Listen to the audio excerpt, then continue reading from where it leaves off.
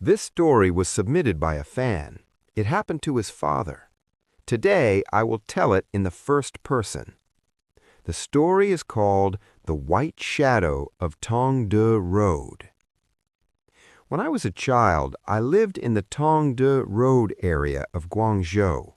That place was full of old green brick arcade houses covered with withered vines.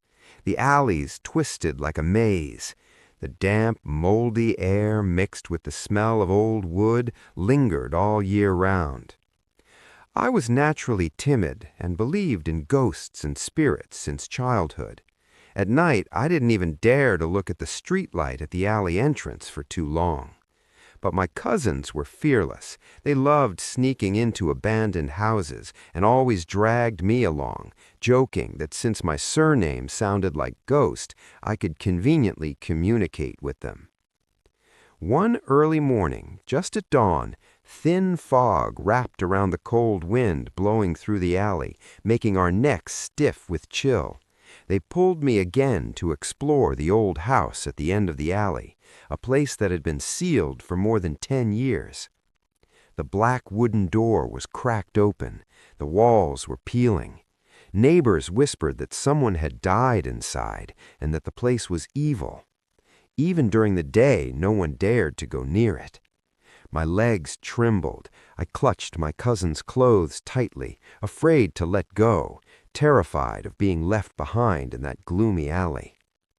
When we pushed open the half-closed wooden door, it made a sharp creaking sound. Dust fell quickly from above. Cobwebs covered our faces.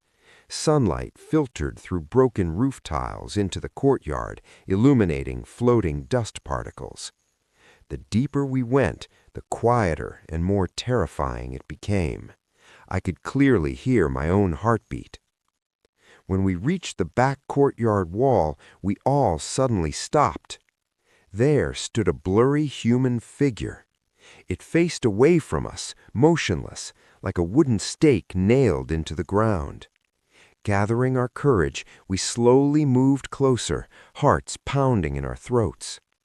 As we approached, we saw clearly it was a woman. She wore a long white dress that had faded gray. The hem reached her feet.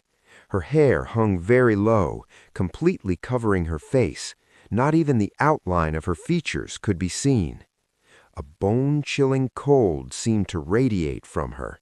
Even the surrounding air felt frozen. At that moment, it was as if we were under a paralysis spell. We wanted to run, but our feet felt welded to the stone floor. We wanted to shout, but our throats were too tight to make a sound. We wanted to raise our arms, but they felt impossibly heavy. We could only stand there stiffly, staring at that white shadow, barely daring to breathe. It felt like a pair of eyes was staring at us from behind. I don't know how long we were frozen, maybe a few minutes, maybe a lifetime. Suddenly, that strange restraint disappeared. We bolted like wild dogs set loose, crashing through the wooden door, stumbling through the narrow alley. I even lost one shoe. We ran all the way home, slammed the door shut, and collapsed on the floor, gasping for air. Cold sweat had soaked our clothes. When I finally calmed down, I instinctively touched my neck, and my whole body turned cold. The Peace-Yade pendant my grandmother had specially gotten for me was gone. I wore it since childhood.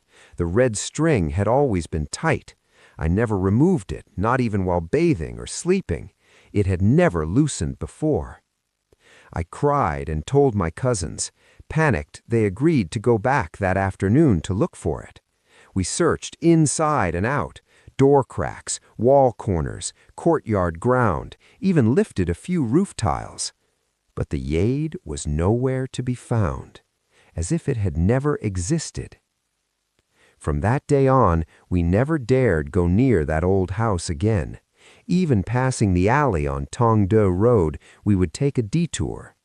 That faceless white shadow became the nightmare of my childhood. The Peace-Yade was never found. I always felt that whatever was in that house had taken my Yade and kept it there forever, in that cold, silent old house filled with indescribable fear.